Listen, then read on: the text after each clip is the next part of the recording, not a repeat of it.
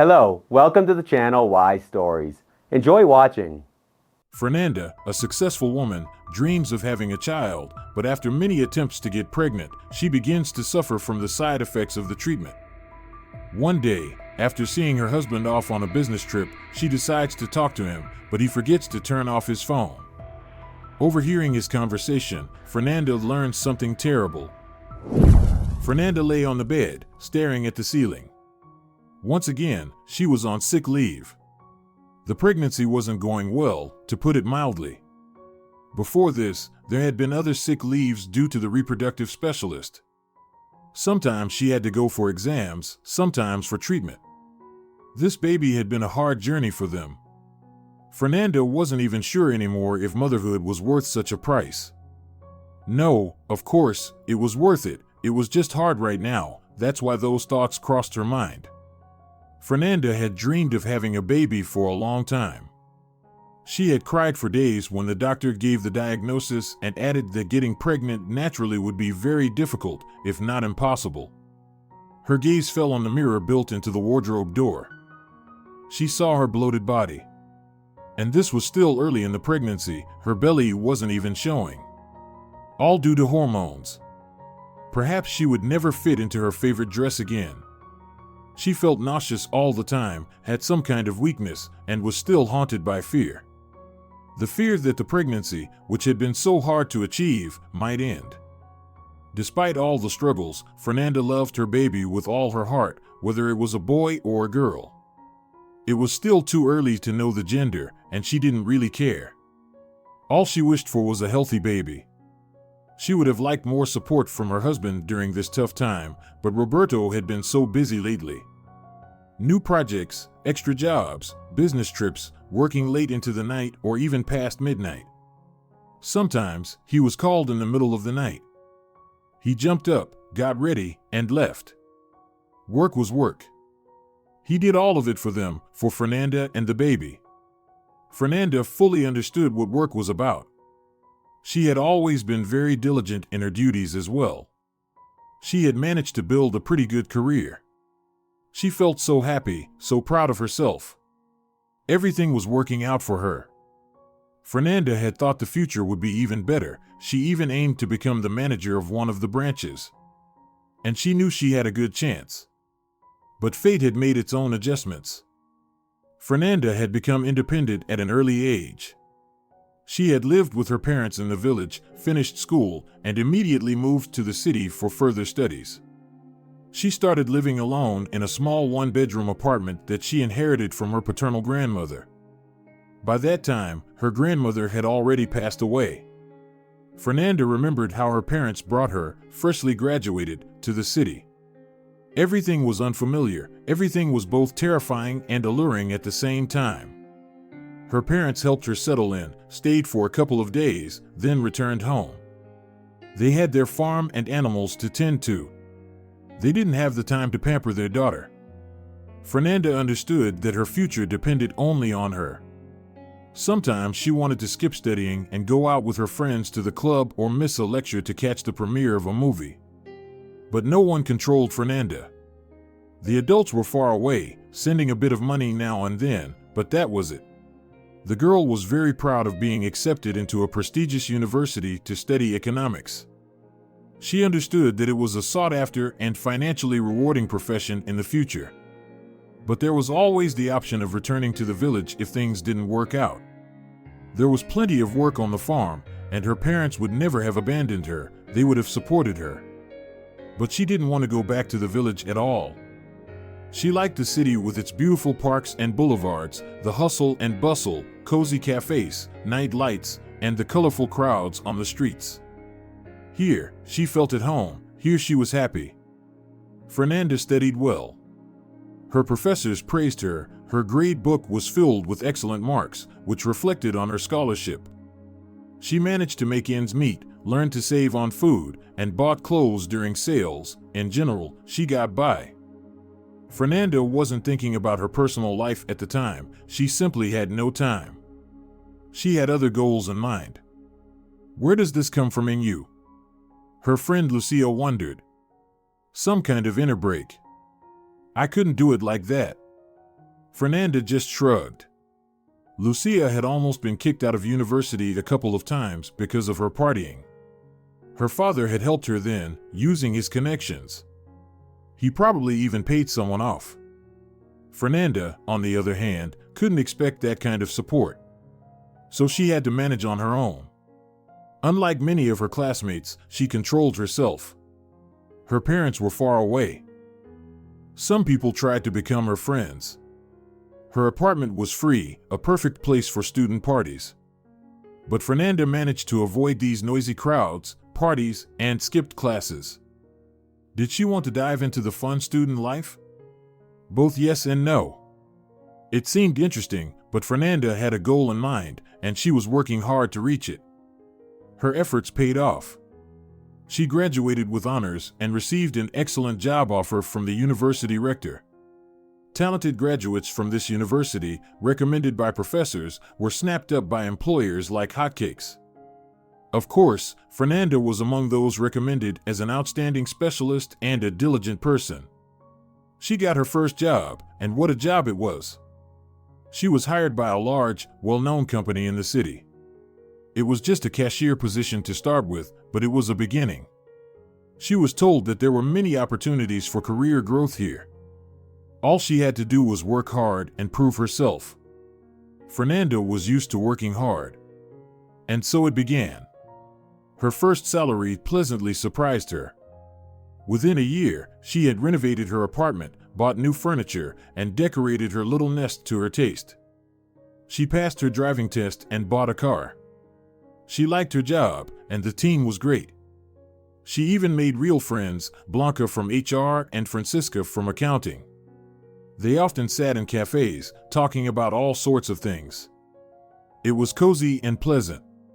They also went to the gym and shopping together. As for her personal life, things weren't going so well. Fernanda was inexperienced in matters of love. Her youth had been consumed by studying, and she hadn't dated boys. Now, Fernanda had occasional romances, and they all followed the same pattern.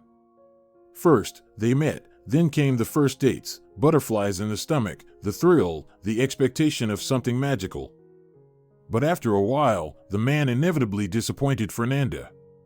She realized she couldn't be with someone like that. She couldn't ignore his flaws. Of course, Fernanda understood that no one is perfect, but her heart just wasn't in it anymore. And sometimes, the reason for breaking up was something trivial. Excessive bragging, disregard for the service staff, even the smell of sweat breaking through the perfume. She had already thought about seeing a psychologist to work through the problem. But then, someone appeared on her path, Prince Roberto. It all started when he began liking her photos on social media. It wasn't surprising. He turned out to be friends with some mutual acquaintance. And for both of them, it was just a random person. Fernanda, of course, was flattered that a guy was interested in her. And a rather interesting one, judging by his page. Naturally, she carefully studied Roberto's information. His profile was filled with photos from concerts and parties. He seemed to be living a very bright and fun life. There were many beautiful women around him, which was evident in the photos, and yet he noticed and singled her out. That was impressive. Fernanda's self-esteem grew noticeably. Roberto began leaving little poems under her photos, specifically short verses. They beautifully and concisely praised the girl's beauty. These words made Fernanda dizzy. She kept waiting for him to send her a personal message, and when she had almost forgotten about anyone else, he finally wrote. He introduced himself, said he liked Fernanda very much, and suggested they meet in person. Of course, Fernanda's response was positive. Their first date took place in a cozy, atmospheric restaurant that Roberto chose. Seeing his gray eyes with a slightly mischievous squint in person, Fernanda realized that she had fallen in love, truly. She had never felt such strong emotions before. She liked everything about him, his voice, his demeanor, his scent. The large mole on his cheek didn't bother her, and in previous suitors, that detail would have surely made her uncomfortable. The slightly messy hair didn't annoy her either. On the contrary, it seemed very charming. Fernanda listened to Roberto, her mouth open, forgetting everything and everyone else. And Roberto was an excellent conversationalist. Where needed, he joked, and where needed, he spoke with a deep, serious tone. He could feel his companion, anticipate her desires. It was incredibly easy. Fernanda felt like they had known each other for 100 years. I saw your photo by the waterfall, the one where you're laughing, and I realized that I had fallen in love, he confessed. Fernanda smiled. It seemed to her that their meeting would have happened anyway, just in another way. Roberto had graduated from the local journalism faculty and worked in various places, though mostly informally. He wrote articles for different publications. You know, sitting in an office from 8 to 5, working for someone, following strict rules, that's not for me. I can't do it. I need freedom, Roberto explained. Fernanda nodded and agreed. Indeed, Roberto felt like a creative person. People like him couldn't be confined to conventional limits. Roberto made a decent income. It was enough for restaurants, mini trips, and gifts and flowers for Fernanda. They went on many walks, talking about everything in the world. Roberto introduced her to his friends. These were also vibrant people, musicians, artists, journalists. Intelligent, fun, friendly. A bit strange in some ways, but that only made them more interesting. Fernanda loved these social gatherings. The only problem was that she could only attend them on weekends because, unlike Roberto and his friends, she had to go to the office every weekday morning. Soon, they moved in together, of course, in Fernanda's apartment. Where else? Roberto didn't have his own place. He lived with his mother in a large 3-room apartment in the city center. Fernanda liked everything about Roberto. Perhaps it was his uniqueness that attracted her. They were completely different people. He was a carefree, free-spirited artist, and she was a goal-oriented young woman with a responsible job. Fernanda believed they complemented each other. That's why they felt so good together. Her friends, of course, knew about Fernanda's new romance. The shining eyes were hard to hide. They figured it out. Something's off with him, Francisca said, shaking her head skeptically. Your Roberto seems frivolous, unsettled. I'm sure he's just using you, Blanca added. True, you could have done better, found someone more serious, Blanca agreed. Although, it's not for me to give advice, of course. Blanca had recently divorced the man she had planned to spend her whole life with. He was a young businessman, the son of wealthy parents. Blanca was so proud of herself for snagging him. She thought her life would now be beautiful and carefree.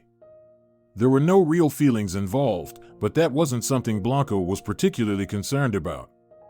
She lied to the young man, saying she was pregnant with his child. It was her only chance to marry him. Eventually, everything was revealed despite Blanca's tricks. And then came the divorce. It was an ugly, difficult story. Fernanda pitied her friend, even though she had been against her plan, against the lie. Now, Blanca was looking for the next potential husband. She needed a reliable man. Not necessarily super rich, but at least wealthy, with his own place, a good job. She wouldn't settle for less. Everything always comes back to money with you, Fernanda sighed. Well, how else? It's important. It's almost the most important thing in life, Blanca retorted. Fernanda grew fonder of Roberto. He knew how to surprise her. With him, there was never a dull moment.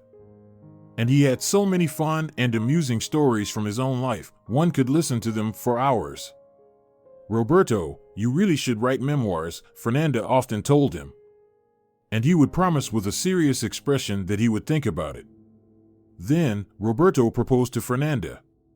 And nothing had indicated it was coming. They were walking along the waterfront, admiring the familiar sights transformed by the light of the street lamps. There was no one else around, as it was late.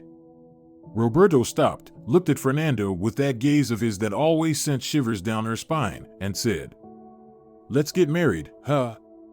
I've been thinking about it for a while." "What?" Fernanda gasped.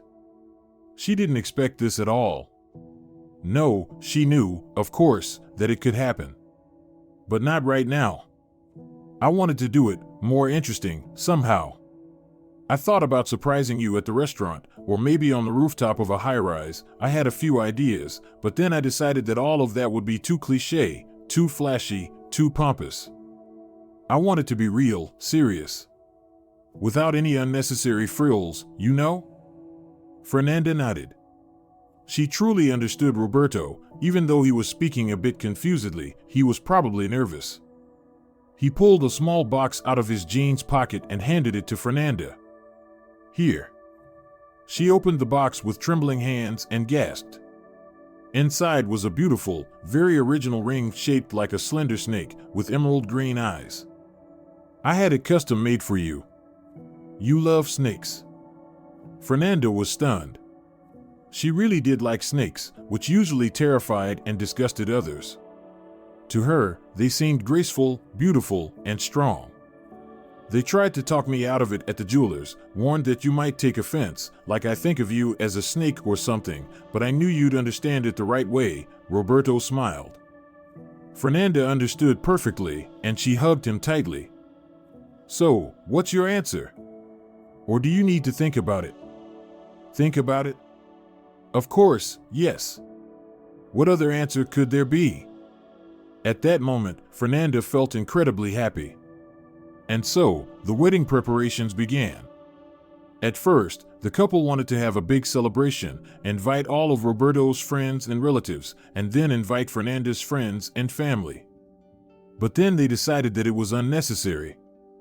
We're going to be parents soon, right? Roberto reasoned. So maybe we should invest the money that would go to the celebration into a new apartment? It would be cramped for a baby in a one-bedroom. A baby! Fernanda was overwhelmed with happiness. Roberto was thinking about such serious things. Despite his carefree nature, he was very responsible. Yes, you're right, we can do without a wedding. Fernanda smiled at her wonderful fiancé. Roberto introduced Fernanda to his mother. Luisa turned out to be quite an elderly woman. She was much older than Fernanda's parents. I'm a late child, Roberto explained. My mom had me after she was 40. Back then, it was almost unheard of. Luisa behaved impeccably at the table, polite but cold and distant. Moreover, she often scolded her son. Fernanda didn't like that. She felt sorry for Roberto. Such a cold and critical mother. It must have been tough for him. And despite such an upbringing, he grew into a cheerful, kind, and warm person. He was truly remarkable. Of course, Fernanda didn't show her displeasure to her future mother-in-law. A polite, cool neutrality, this described their interaction. Fernanda didn't worry about it. Sure, it would have been better if her fiancé's mother were a warm and kind person, but what could she do? They would live separately, only meeting on holidays, and even then, not all of them. So, it was possible to maintain decent relations, nothing too complicated. They got married. They had a small gathering at a restaurant with their closest friends. Blanca and Francisca finally met Fernanda's chosen one. Both liked him, both in terms of appearance and his way of interacting. Fernanda was pleased. She was proud of her now husband and happy that they had eventually met. Married life began. Nothing radically changed. Now, both of them had wedding rings on their ring fingers. Fernanda sometimes admired her slim hand, and the wedding ring paired with the snake ring Roberto had given her looked stunning, elegant, original, meaningful. The young couple fulfilled their dream. They bought a big apartment. To do so, they had to sell Fernanda's one-bedroom apartment and dip into their savings. In truth, Fernanda had far more savings than Roberto. He wasn't particularly good at saving, and his earnings were lower. In total, 80% of the additional payment came from Fernanda, not to mention the down payment, which came from her one-bedroom apartment. Still, it wasn't enough. They chose a large apartment in a prestigious area, which wasn't cheap, and they had to take out a loan. There were better terms for pensioners, so Roberto suggested the following. Let's register the apartment in my mom's name. It will look like she's buying it. Then she'll get an almost interest-free loan under the pensioner program. Fernanda agreed without hesitation. She appreciated that Roberto had found a way to save their family budget. At that moment, she trusted him completely and saw him as a close family member. Yes, of course, she smiled at her husband. You're so clever for thinking of that. Great. Once we pay off the loan, we'll transfer the apartment to us. Then came the long renovation, and the couple discussed every detail together. Roberto almost always agreed with Fernanda's choices. There were no real arguments.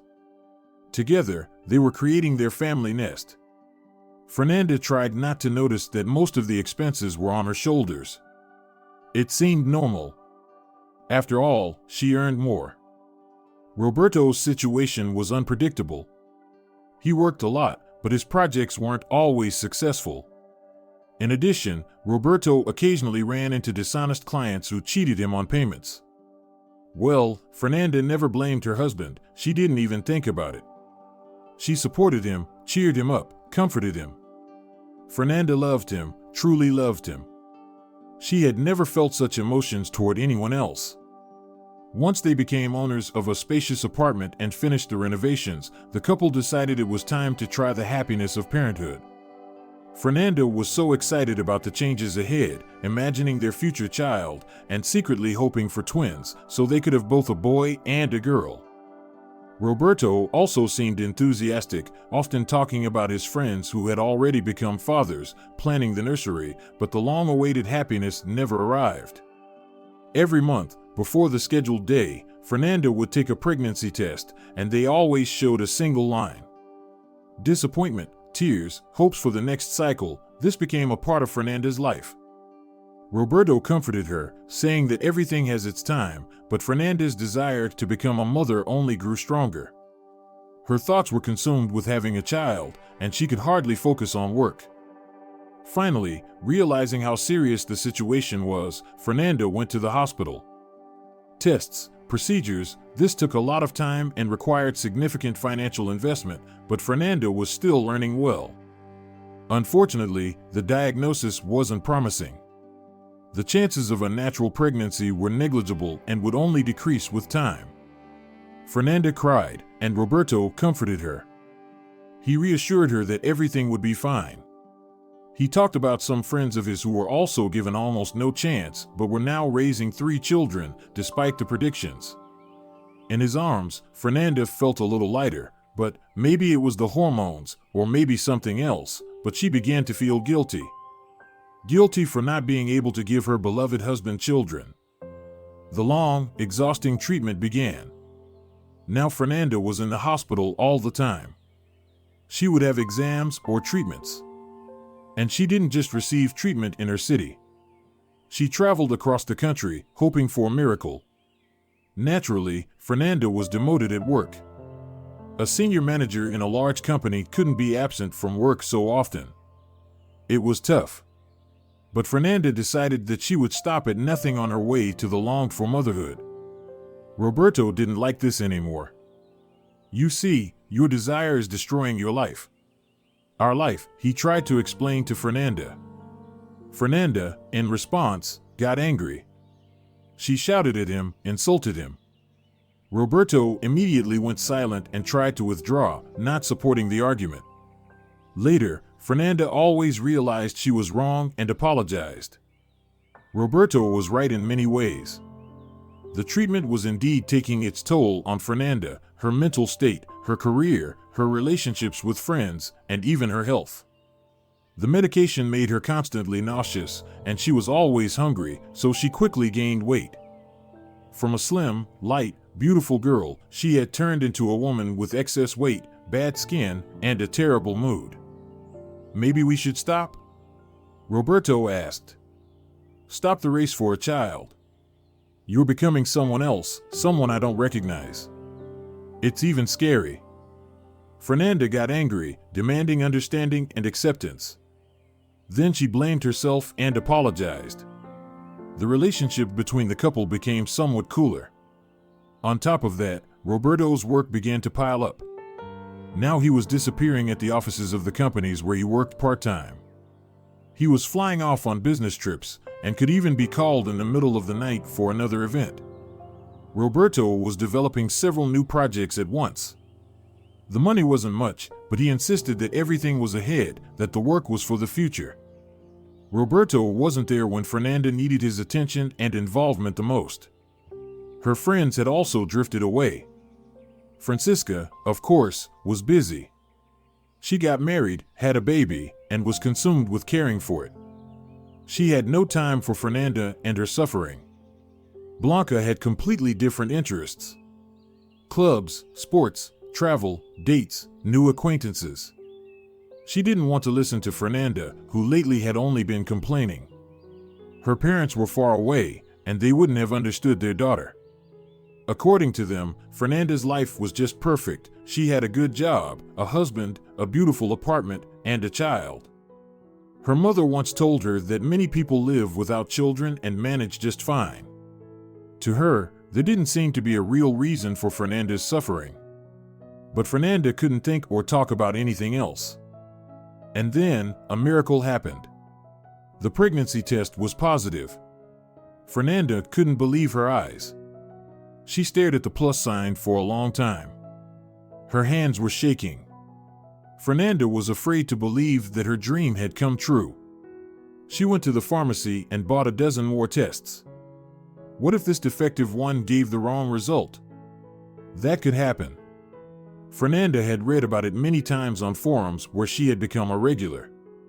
But all the tests showed a clear positive result, and Fernanda felt genuinely happy for the first time in a long time. Of course, Roberto was happy too, but Fernanda felt like his emotions weren't as intense as they should have been. It hurt her, but Fernanda held back. She was too happy to start an argument. The pregnancy was difficult, but Fernanda was ready to endure any procedures. She thought that now Roberto, who had been so cold to her recently, would become the caring, cheerful, loving person he once was. But no, he continued to distance himself. Of course, most of it was due to work. Realizing that he would soon bear the responsibility of supporting the family, Roberto took on new projects. They needed money. And now, here she was, lying on the bed in their bedroom, feeling nauseous again, not sure if it was from the medication or the whole situation with her husband. Her changed appearance didn't help either. Probably all of it together. Roberto had just left for another business trip. Fernanda felt like he was going with joy, like it was a celebration. He was even humming to himself as he packed his things. Perhaps he was happy to escape, even for a short while, from his wife. Once again, a wave of agonizing guilt overwhelmed her. She was pushing away the person she loved with her own hands. This couldn't go on. She desperately wanted to hear Roberto's voice, so familiar, so beloved. Yes, despite everything, Fernanda's feelings for her husband were still very strong. She hoped that he still loved her too. She just needed to wait. Everything would fall into place once they had a baby. Fernanda thought about how they hadn't even kissed before parting, hadn't said any warm words to each other. And Roberto was flying away for almost a week. She wanted to fix that right away. Fernanda grabbed her phone and dialed her husband's number. "Is something wrong?" His voice sounded displeased. Roberto clearly wasn't happy to get the call. "No, everything's fine. I just feel like we didn't say goodbye properly. I've got a heavy heart." "It's all good," Roberto replied. "Don't make things up. And still, we haven't talked like this in a while. I miss it." Fernanda tried to convey to her husband that she wanted to feel closer again. "Listen, I don't have time," Roberto interrupted. "I'm at the airport. Boarding is starting. Let's talk later, okay?" "Okay," Fernanda sighed. She was about to hang up when she heard a familiar voice next to her husband. It seemed that Roberto was in such a hurry that he didn't end the call properly. Now, Fernanda could hear everything happening around him. She was eavesdropping, essentially. But she wouldn't have done it if it weren't for that voice. Fernanda knew it well, it belonged to Blanca. Apparently, Roberto had shoved the phone into his pants pocket because everything that happened next sounded muffled, but every word was still clear. Fernanda didn't miss anything. "Who's that?" Blanca asked, annoyed. "Was that really her, your elephant, Fernanda?" "Yes," Roberto replied shortly. "Elephant Fernanda?" Fernanda felt a surge of anger. Was Blanca calling her that because of her weight gain? She had recently praised Fernanda's newly acquired curves, her femininity, and so on, complimenting Fernanda as if trying to be supportive. And now she was calling her an elephant. And Roberto was no better. He didn't even think to defend his wife, just said yes. How did they end up together? Roberto and Blanca were speaking quietly. Someone else was in the room. Fernanda could hear a faint cough and the rustling of papers. "I really liked our last trip," Blanca suddenly said. "There, by the coast, when it was just the two of us, no prying eyes around, I was truly happy there." "I liked it too." "Well, we could always repeat it," Roberto replied. "Just promise you'll bring that stunning swimsuit." "Which one?" Blanca asked playfully. "The red one or the black one?" "Both," Roberto said after a pause. Fernanda was struggling to process what was happening in real time. Her husband and her friend sitting together somewhere. Definitely not at the airport, as Roberto had claimed a minute ago. They were discussing their past vacation by the sea. Planning the next one. What was going on? "With you, I'm happy anywhere," Blanca continued, clearly not expecting anyone else to hear. She was speaking almost in a whisper, probably close to his ear. But Roberto's phone was so close that Fernanda could hear everything. "I just need to be with you, whether it's by the sea or here, doesn't matter. The only thing in the way is that elephant Fernanda. I hate her." "Well, darling, you know, it'll all be over soon. Just a little more patience. I'll endure, of course, for our future." Just then, a loud male voice broke in. It was an unfamiliar person to Fernanda. "Well, Mr. Fernandez," said the voice. "All the paperwork is in order. Under your mother's power of attorney, you can indeed do whatever you want with the apartment. If you want to transfer it to Blanca Torres, so be it. But, you know, this isn't a quick process. My assistant isn't here now, so come back in a week at 12 with this set of documents, and we'll reassign the apartment to your lovely companion."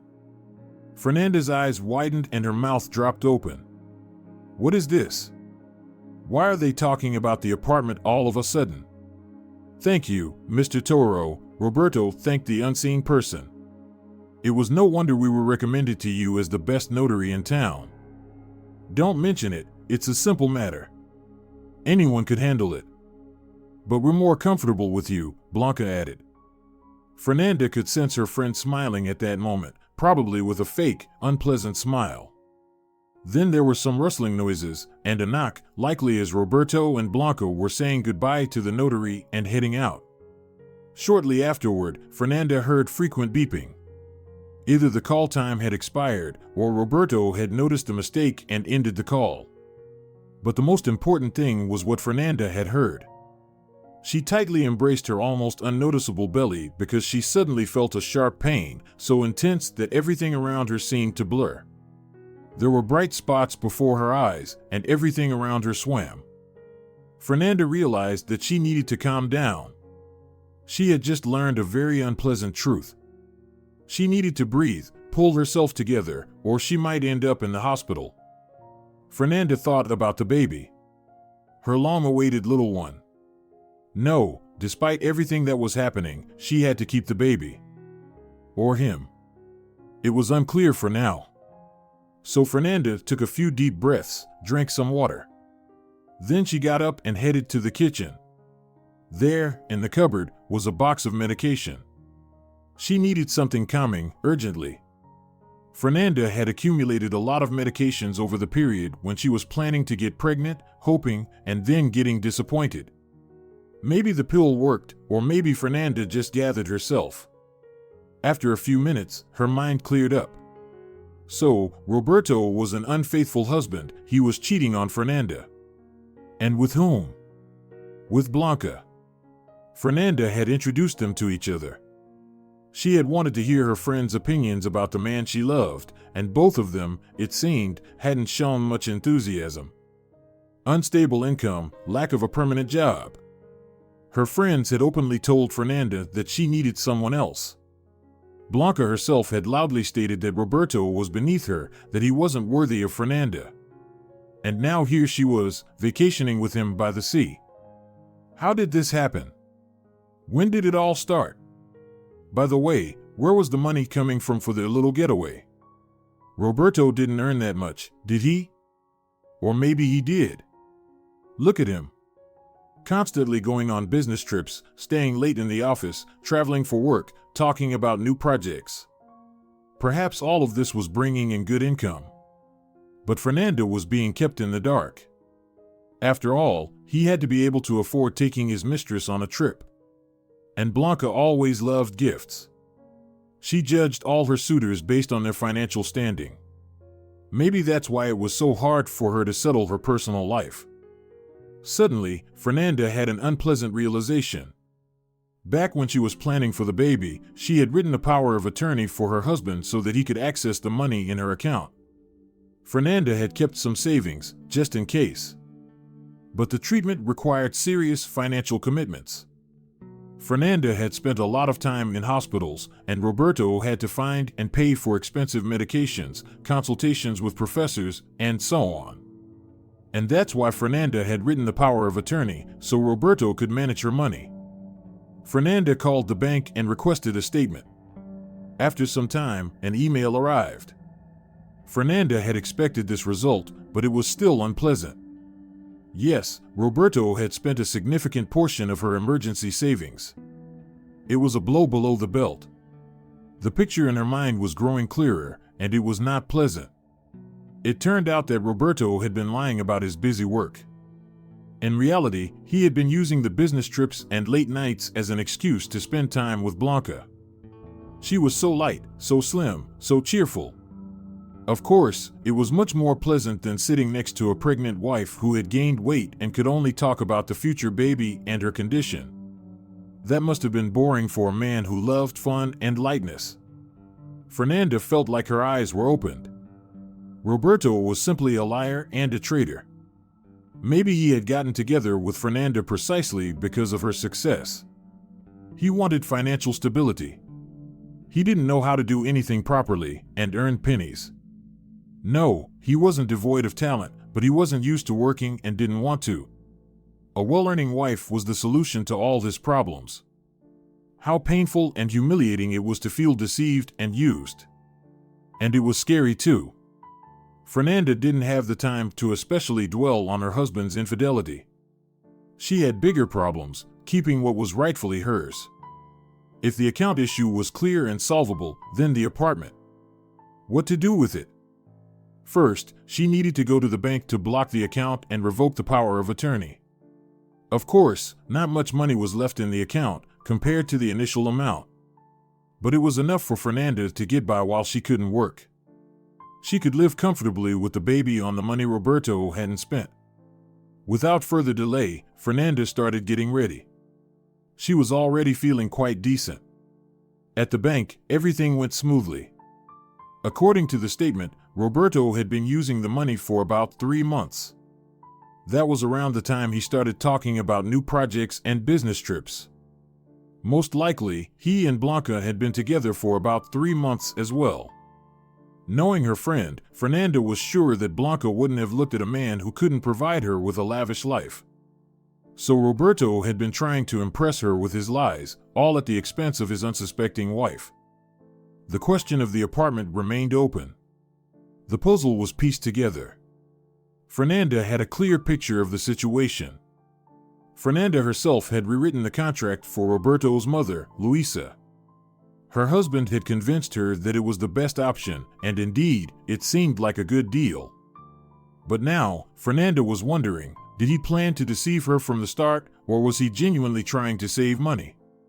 She would probably never know. The fact remained. Luisa was the official owner of the apartment according to the documents. It was her name, not Fernanda's, even though Fernanda had essentially bought the place. Roberto had contributed minimally, if at all. And now he was planning to transfer the apartment to his mistress. A pricey apartment in a prestigious part of town. Stylishly and expensively furnished, with a good renovation. Roberto was making a big mistake. He shouldn't trust Blanca. He probably thought he would live happily ever after in this beautiful nest with his grateful lover. But no. Roberto was sorely mistaken. For Blanca, he was just a means to an end. As soon as the apartment was in her hands, she would quickly kick him to the curb. Fernanda couldn't wait to see that moment. But she couldn't let it happen.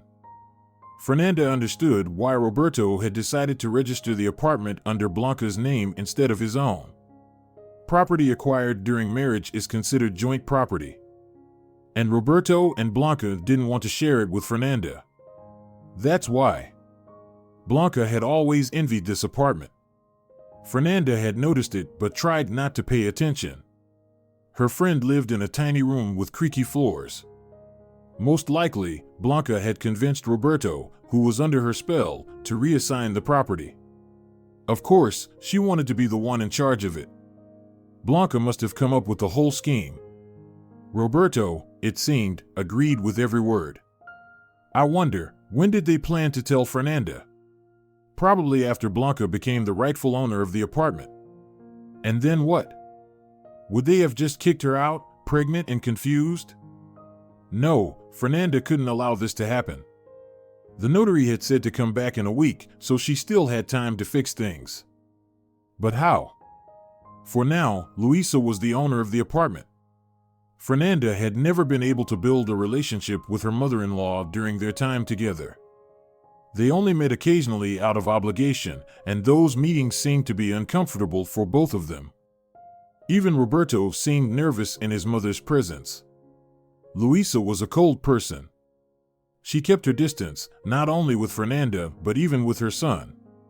Roberto had often complained about how difficult his childhood had been. It seemed like his mother didn't love him, simply fulfilling her parental duties and demanding that he be perfect. Fernanda knew that this couldn't be true. Of course, Luisa loved her only son very much and would do anything for his happiness. She already had. She had even given him power of attorney for the apartment so that he could do whatever he wanted with it. Fernanda wondered, though, did Luisa know what Roberto was planning? Perhaps she didn't. Luisa would surely try to talk him out of it. Unlike her son, she should have understood the consequences of this situation. In any case, there was no other way. Fernanda knew she had to explain everything to her mother-in-law, and at least try to restore some justice.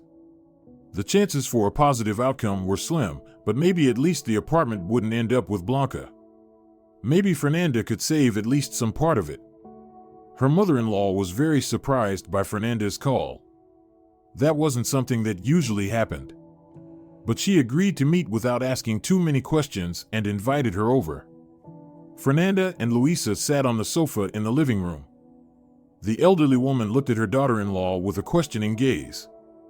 She understood something had happened. Fernanda didn't know where to start. So, did Roberto do something? Luisa finally broke the awkward silence. Fernanda nodded and began her story.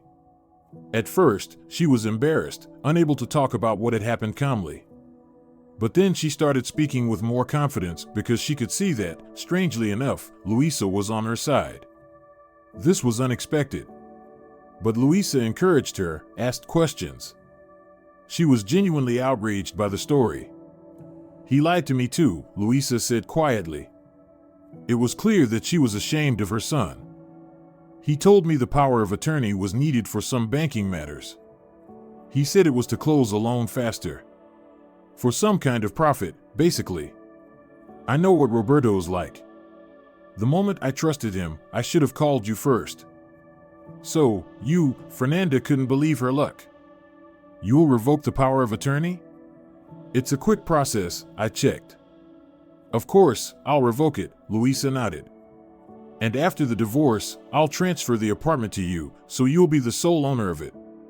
I know that's how it is in reality. You bought it. You invested your money in it. You even sold your small apartment. And with the baby coming soon, he'll need a comfortable place, so it's only fair. I don't even know how to thank you. Fernanda's voice trembled.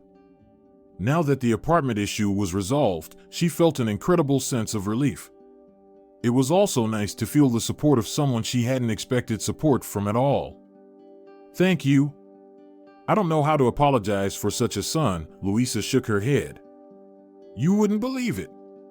I raised him, I put my soul into him, and he turned out like his father, who probably doesn't even know about the existence of such a son. Or maybe he forgot. Fernanda knew that Roberto had grown up without a father, but she wasn't familiar with the details. Her husband didn't like talking about it. Fernanda pitied him. It must have been so hard, growing up not knowing who your father was, not being able to imagine who he was, what he did, or what he looked like. We met when I was over 40, Louisa suddenly started sharing. 2 failed marriages behind me, with no children. I thought the problem was with me. How else could it be? I really wanted a child. So, I understand you so well when you couldn't have a baby. Back then, medicine wasn't as advanced. Eventually, I accepted it. I thought I'd live alone. I focused on my career, worked a lot. It kept me from feeling lonely. And then he came. He came to our city on a business trip, that's how he explained it. We met in the park. I was just walking by, and there was dancing going on. He appeared, seemingly out of nowhere, and invited me to dance. I agreed, why not? It felt nice that such a handsome young man noticed me. He was tall, handsome, elegant, and he had a charming smile that appeared on his face from time to time. Louisa couldn't tear her gaze away from his bright, beautiful eyes. She hadn't felt such emotions in a long time. The young man, who was about 30 at the time, introduced himself as Valerio, and his profession turned out to be unusual. He was a poet. He read her his poems. Every word touched her soul. Valerio seemed so sensitive, so insightful, so talented, just incredible. The poet had come to the city for an event at the local writers' union. The building was located right across the street from the factory where Louisa worked in a managerial position. Valerio confessed that he had seen the driver drop her off in the morning, watched her get out of the car, greet the staff politely, and disappear behind the large doors. I liked you a lot even back then. I stopped and admired you, hoping you'd come out again for some reason, but no, I didn't get to see you. It was sad. I thought about you all day, believe me.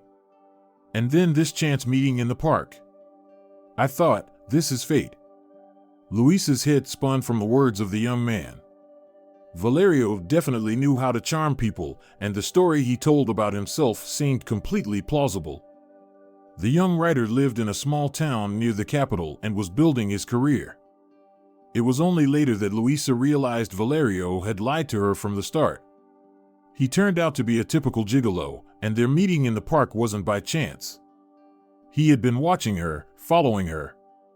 He had noticed the woman in charge of the factory, asked around among the local men, found out that she was single, and decided to act. For someone like Valerio, a single woman over 40 with money was a tempting target. He picked the right moment and introduced himself. After that, everything went as planned.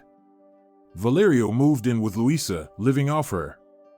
It was supposed to be temporary, as he had some issues with transferring money and had been robbed.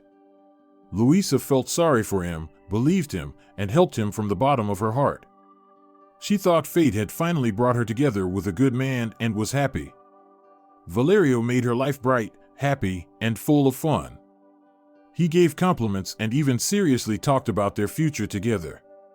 He was planning the wedding, promising to move in with Louisa permanently, just needed to finish up some work. Then, Valerio's father became seriously ill. He received the news by phone. He became distant, pale. Money was needed for his father's treatment. Louisa herself offered help. She withdrew money from her account and literally forced it into Valerio's hands. She wanted her beloved to feel calm, to smile again, for the anxiety to leave his eyes. Valerio thanked her, promised to repay her, and then left for his hometown, saying that he would call her once he arrived and would miss her terribly and would try to return as soon as possible. He disappeared. Luisa was worried. She thought something might have happened to him on the way, who knew? He hadn't left her a phone number, so a week later, Luisa went to the address he had once given her. He said he lived there with his elderly father. She found the house in an unfamiliar city. The apartment was there too, but a woman, slightly younger than Luisa, opened the door. When she heard Luisa's story, she gave a bitter smile. "So, he tricked you too? For me, this man was Osvaldo. But it's definitely him. I recognize his handwriting. It's strange though, why would he give my address? Probably just automatically gave it. We lived together here for 6 months. I thought we were happy." Lucia explained that, just like Luisa, she had fallen for the young, handsome man. They had made plans for the future. Then, suddenly, just like Luisa, his father's illness. All the same. He disappeared with the money, took all her savings. Or rather, she had given them to him. And then, she never heard from him again. Later, she realized what had happened. Just like you, she thought, worried that something had happened to Osvaldo. The women talked a little more and agreed that the man was a professional gigolo. It was hard to accept. Luisa had hoped she had finally met her soulmate. Of course, she was upset, but as usual, work saved her, and she threw herself into it. Then Luisa realized she was pregnant. At first, she was scared, but then she was happy. "I've wanted this for so long, and I'm even grateful to Valerio for such a gift." Roberto was born, and Luisa doted on her son. But then, she started to notice traits of his father in his character, traits of a carefree, deceitful man. She tried to be strict with him, to raise him right, but he still turned out the same. "Jeans," Luisa sighed, lowering her gaze. Fernanda felt very sorry for her mother-in-law. "He's still not exactly the same," Fernanda spoke up. "He's being used too." "Well, how can he be different? A liar, unfaithful, incapable of family life. Looks like he inherited it all from his father. And no amount of raising helped. Maybe I missed something, too. I worked so much, I don't know." "Don't blame yourself," Fernanda tried to comfort her. It was hard for her to see the sadness in Luisa's eyes. "Everything will be okay." A sunny May morning. Fernanda opened all the windows in her spacious apartment, the one she almost lost when she had trusted her husband too much. Little Margarita was peacefully sleeping in her crib. What a beauty she was. Fernanda often admired her. Huge eyes, long eyelashes. She looked so much like her father, who, by the way, often visited their child. Fernanda was glad about that. Margarita had a warm relationship with Roberto. Roberto had rented a room at the other end of the city, worked a lot, and seemed to be seeing someone, but not Blanca, of course.